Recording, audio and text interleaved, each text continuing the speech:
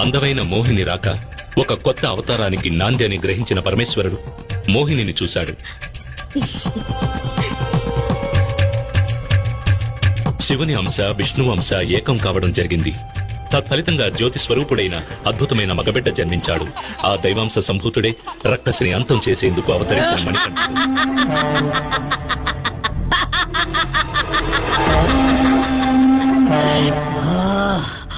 దేవతల కుతంత్రం కారణంగా తమ అసురులకు అమృతం లభించకపోవడం, అది మొత్తం దేవతలకే చేరిందని తెలిసి మహిషముఖి ఆగ్రహం చెందింది. ఆ కోపంతో ఆ రక్కసి అడవిలోని మునులను మరింత వేధించడం ప్రారంభించింది.